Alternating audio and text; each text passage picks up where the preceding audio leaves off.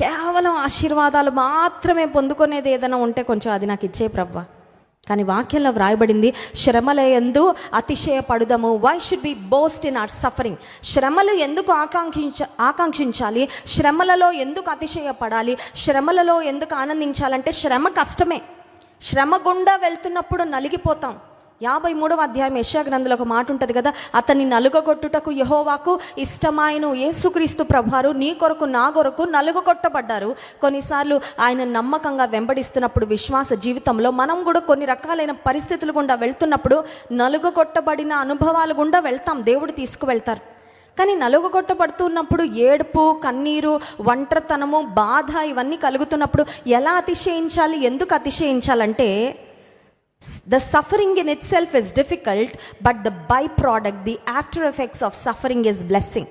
శ్రమ కష్టమే, కానీ శ్రమల ద్వారా వచ్చే ప్రతిఫలము చాలా గొప్పది. కాబట్టి శ్రమ వలన వచ్చే ప్రతిఫలాన్ని దృష్టిలో పెట్టుకొని నీవు నేను శ్రమల యందు అతిశయపడాలి. దేవుని నామానికి మహిమ కలుగును గాక. హల్లెలూయా. ఇప్పుడు శ్రమల వలన వచ్చే ప్రతిఫలం ఏంటి అని ఆలోచన చేస్తే, శ్రమ ఓర్పును. 4వ వచనం చూడండి. శ్రమల వలన విశ్వాస జీవితంలో ఏం పెరుగుతుందంట? ఒకప్పుడు నాకు అసలు లేదండి ఓర్పు, కానీ ఇప్పుడు చాలా ఓర్పు వచ్చిందా రాలేదా? వచ్చింది, రావాలి కూడా. ఇంకా పెరగాలి ఓర్పు. ఏం పెరగాలండి? విశ్వాస జీవితంలో ఏం పెరగాలి?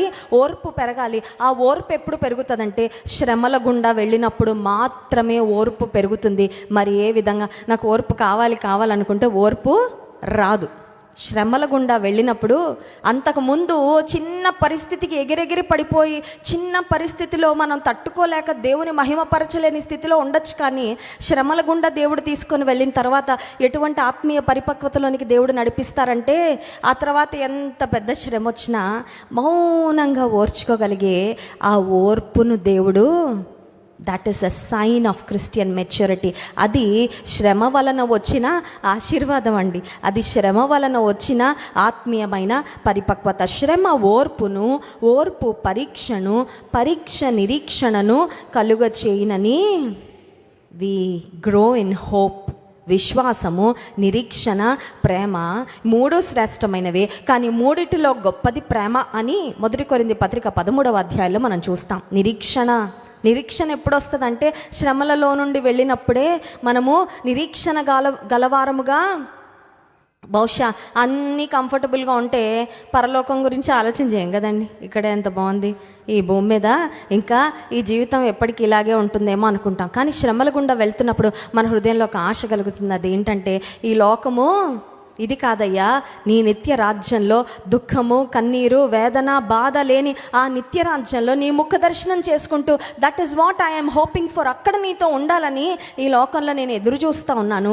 ఆ నిత్య రాజ్యం కొరకు ఎదురు చూస్తూ సిద్ధపడుతూ ఈ లోకంలో శ్రమలలో కూడా నేను సహనము కలిగి ఓర్చుకుంటూ నా సిలువనెత్తుకొని నమ్మకంగా నిన్ను వెంబడిస్తా. శ్రమ ఓర్పును, ఓర్పు పరీక్షను, పరీక్ష నిరీక్షణను పుట్టించును అనే మాట ఉంది. అందుకే మనం దేనిలో అతిశయపడాలంట?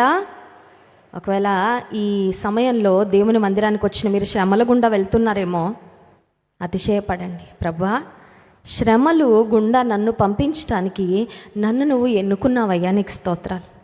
చాలాసార్లు మనం ఏమనుకుంటాం, ఆశీర్వాదాలు వచ్చినప్పుడు నాకే పంపించావు నాయన, నీకు చాలా వందనాలు అని ప్రభుని స్తుతిస్తాం కదండి. కృతజ్ఞత కూడిక పెట్టుకుంటాము, దేవుని సన్నిధిలో కృతజ్ఞత చెల్లించుకుంటాం.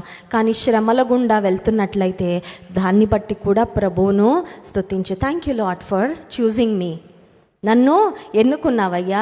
ఈ శ్రమల మార్గంలో నువ్వెంతో ప్రేమతో నన్ను పంపిస్తున్నావు. నాకు తెలుసు ఈ శ్రమలు నన్ను నశింపజేయడానికి కాదు, ఈ శ్రమలు నన్ను ఇంకా ఆత్మీయమైన పరిపక్వతలోనికి నడిపించడానికే నువ్వు అనుమతించావు. కనుక శ్రమల యందు నేను అతిశయపడుతున్నాను. ప్రభు నందు తప్ప మరి దేని యందు అతిశయించుట నాకు దూరం అగును గాక.